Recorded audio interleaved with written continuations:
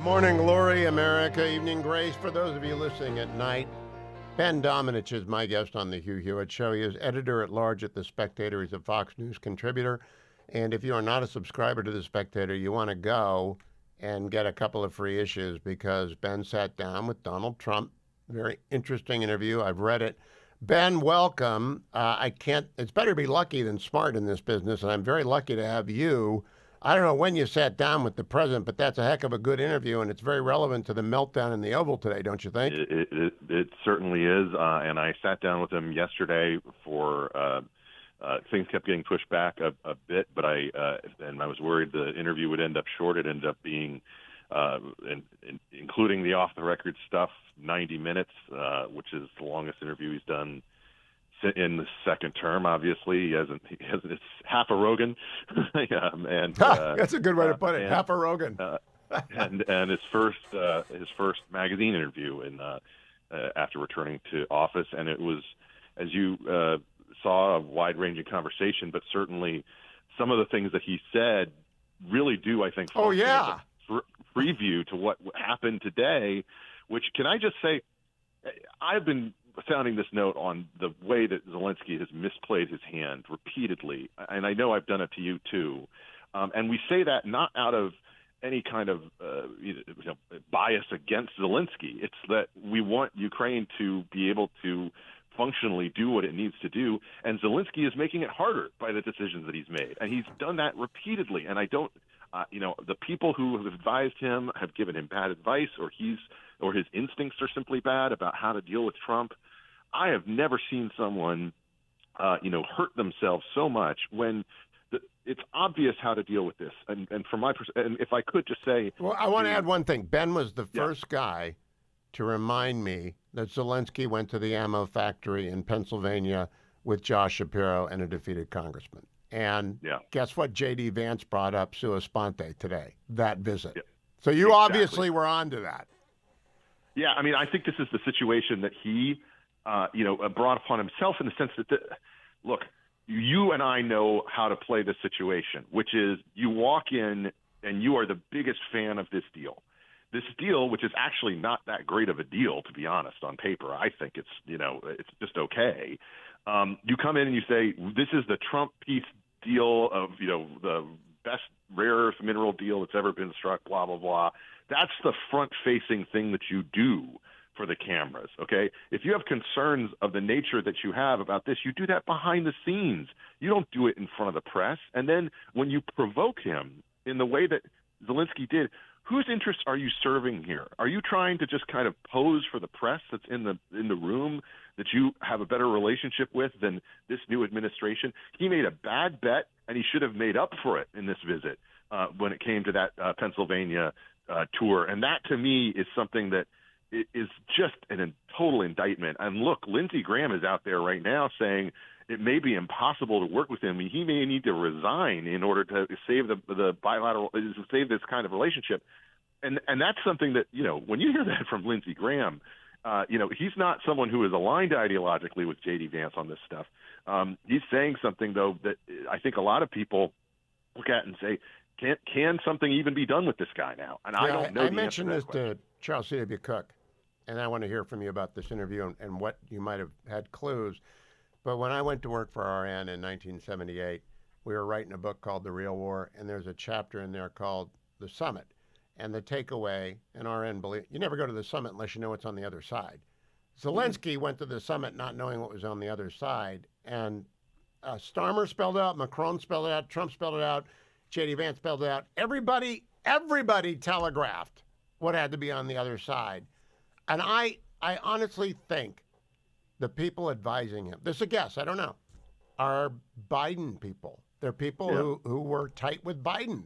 But I will tell you this, even in terms of the after-action reports on this, I was just reading in Politico's reporting, and they actually have talked to some ex-Biden officials, and they are astounded by this, and they think it's terrible. I don't know if you've seen the picture yet of the Ukraine ambassador with her head in her hands. Oh, yeah. I mean, this is horrible for them, and whoever has been advising him on this, who he's been listening to, because I do think he has a lot of cooks in the kitchen. they have led him down a path that is just terrible for him. It is going to result in a worse deal if things don't turn around in a very rapid way. Putin is the happiest man on the planet. Putin, the war criminal Putin, thinks he swept the table today. And he completely. I mean, this is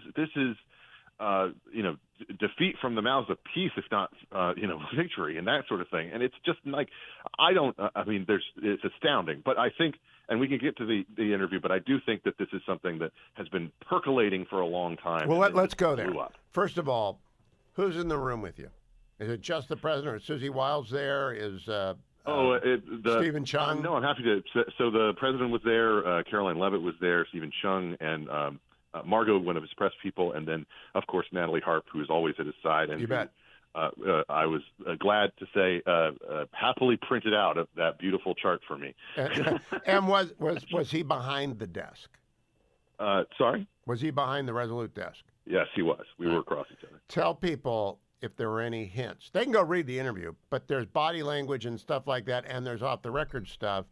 Sure. And any hints that this was planned? This blow-up? No. In fact, he seemed quite relaxed, and he seemed but one thing that I do think was coming across in terms of his conversation about Ukraine was just this attitude of being very clear-eyed about the priority is the ending of the war, the priority is peace, and then we can talk about what things look like afterwards. And that was, it came through both in that, but I think he was not itching for a fight, if that's what you mean. There was no indication that he seemed to be particularly aggressive about it. And if anything, he was happy to talk to me about everything under the sun, except I will say he definitely had been talking about Britain all day and was eager to move on to other topics. The thing that I will say as well is that, you say one last question, and then we went on for another 20, 25 minutes. The greatest thing in the world, but talking about sports and football and things like that, and he was happy to keep on He's going, the best interview ever because you have no idea what he's going to say, and he'll say it at length. Let me ask you, did JD come up? Because I think it's very purposeful what he's doing with the vice president. It's what Ike did with RN, which is send him around the world, include him in every meeting, treat him like he's a very smart guy who doesn't know anything that Eisenhower know, therefore I'm going to teach him. Did JD come up in the off-the-record stuff? I'll just give you this because there are some things that I'm gonna have a magazine piece that will be our next cover for the Spectator, and it will go into some of those offside things. But yes, we talked a little bit more about the vice president, about the role that he's had there, and quite frankly, it was part of this overall discussion about the fact that he's including all these people now who have had the experience on the ground, where last time he felt the need to bring in all these generals who he assumed would serve, a good purpose in terms of their experience and in terms of the plaudits over their career. But then I think he learned that actually a lot of those people were, kind of along in the truth, out of touch, or just didn't really have the attitude toward government that he wanted to see. And so he's got a lot of these people who are younger, who are aggressive, I think, and who are also, speaking from the experience of having lived through the period of the war on terror in their own personal lives in a way that is really unprecedented in terms of the team that a president has built. The other thing I'll just say, Hugh, he's got a copy now of the Declaration of Independence, one of the original copies in his off room that I saw. Oh wow! And it's an amazing thing to behold. And you can talk about all the other things, the magazine covers and how you've got all these great presidents, filling up the Oval, in terms of the paintings and things that he got out of storage and put back in there. But the thing that is really interesting about it is he basically has brought back all these, aspects of Americana to the White House that were really absent, frankly, over the last 4 years, and deserve to be back in there. And just they lend one of the questions that I had in there was whether looking at all these pictures of presidents, if it was something that inspired him, or if it was something that was intimidating on some level, because you are surrounded by. What did he say? Well, he said that he believed in the seriousness of the job, and that this was something that he believed was something that was a sort of point of conviction. Basically, was the intimation. Okay, I don't remember this, but I'm going to have to go back and read it. When we come back from break, I'm going to talk with Ben during the break about a couple of things, but then I'm going to play for you just a snippet of the audio, which I got permission from Ben to use. By the way, did you put the iPhone in front of him? I mean, did you can't take phones in? Oh, that's you right. have to take digital recorders, but I did take a digital recorder in and put it in front of him. Oh, old school. Old school Yeah. Ben Domenech doing the shoe leather work with the President of the United States. Don't go anywhere. I'm back with Ben Domenech during the break. Ben, I'm going to come back to your interview with the President and Zelensky when we come back on the air. I don't want to deny the on-air audience any of that. So I want to ask you about the budget during this 3-minute interlude. House has passed a budget with no votes to spare. Why hasn't the Senate just put the chop on it and sent it back? Yeah, I completely agree with you. I think that this is just like you're not going to get a better outcome than this. It's not ideal, but it was hard getting there.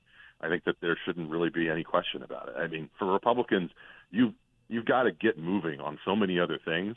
Get this done.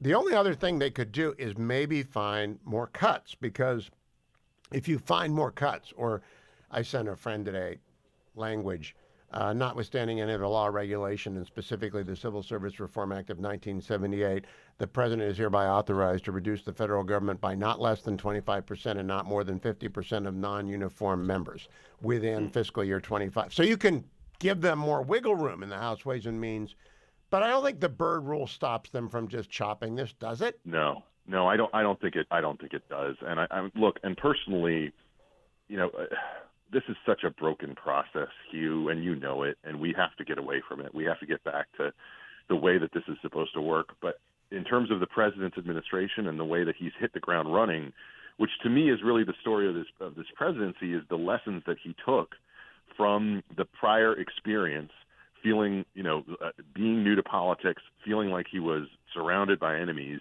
Is this time around he's decided to move as quickly as possible because he doesn't want to waste any of the momentum that he has. And he's done a very good job of that. Republicans should learn that lesson too and not sit on their laurels. There are way too many people, in my view, Hugh, who are on the Republican side of the aisle, including a lot of smart conservatives who should know better, who feel like they think of this as a much bigger victory than it was. Oh, and they don't remember Jim Jeffords.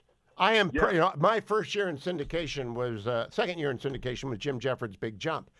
Everything can change in one day. You got to get your wins. Yeah, and that to me is something that some of these people are not fully understanding. They have this attitude as if the wind is at their back. Democrat foolishness when it comes to things like boys and girls sports and radical issues like that is something that's just going to remain a sort of an ace in the hole. You know who sounded like that?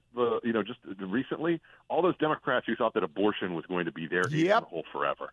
They all sounded like that. Okay, after the last midterms, they all believed. I mean, I had someone very smart, Silicon Valley person, come up to me and say that they were 100% confident that Kamala was going to win a month out from the election because of the abortion issue.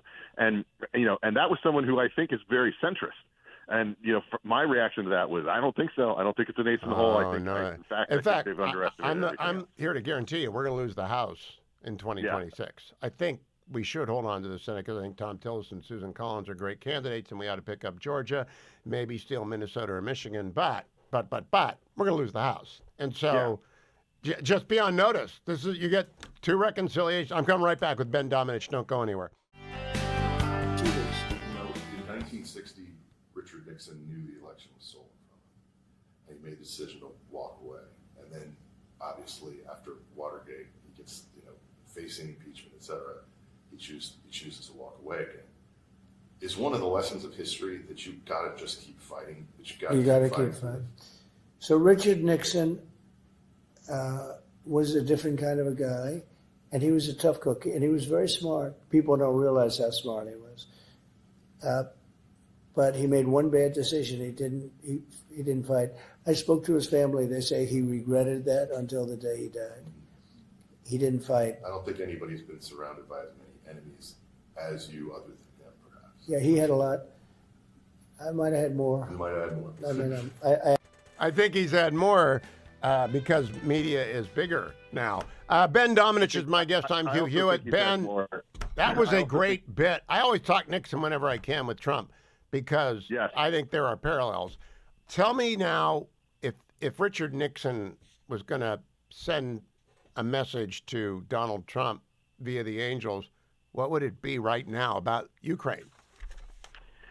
Well, I think it would be a very realist message about the need for peace is paramount. I mean, Nixon wanted to think so much of himself, in that capacity, and having the willingness to, I think, negotiate this to the finish line in order to get peace first and then to get resolution to the broader matters I think a message that Richard Nixon would be consistent with in terms of Trump's approach. I'm curious your own thoughts on that. I wanted to ask that question because I thought that he would have an interesting opinion on this, and he obviously did. But it's also a question that I think is kind of central to his understanding that he, I think, fought in terms of the political side of things, not expecting for them to come after him in the way that they did after he got out of office. And then when that happened, I think it changed his attitude in a lot of ways. He referred to them as just, vicious in terms of the way that they came after him. He talks about, having to fight for survival, and he doesn't just mean that in terms of the assassinations. He means that in terms of the lawfare and the way that people came after him and attempting to bankrupt him and put him in jail. And look, whether you actually can do a count about the number of enemies he had or not, I think he's probably right. He does probably have totally more. There are more people. There are more people with platforms. There are more people in it. I'll say this: that I've thought a lot about Nixon and Trump, and I spent a lot of time with Richard Nixon, and he never, but one time, looked backwards. He always looked forwards, and he wouldn't talk about Watergate. He didn't want to talk about Watergate. He didn't want to talk about Vietnam. He wanted to write about the future and think about the future and talk about the future. And I think Trump is very forward-looking. But the people who wounded Nixon, he never forgot who did it. And the people who wounded, Trump has mentioned how they searched his wife's bedroom. And today, J.D. Vance brought up not being thankful and brought up the visit to Pennsylvania. I think gratitude and the ledger matter to both these guys a lot, and Zelensky blew off both. And I'm not mad at Zelensky. The guy's fighting a war. People are trying to kill him every day. He's got bad advisors. I think if Nixon could say anything to Trump right now, it would be the peacemaker. Call him up. Tell him to come back tonight. Yeah, and I think that's the, whatever it takes to do that in this moment is what's paramount to Trump. The way that he talks about the vicious nature of war and the way that it's tearing apart young people, et cetera.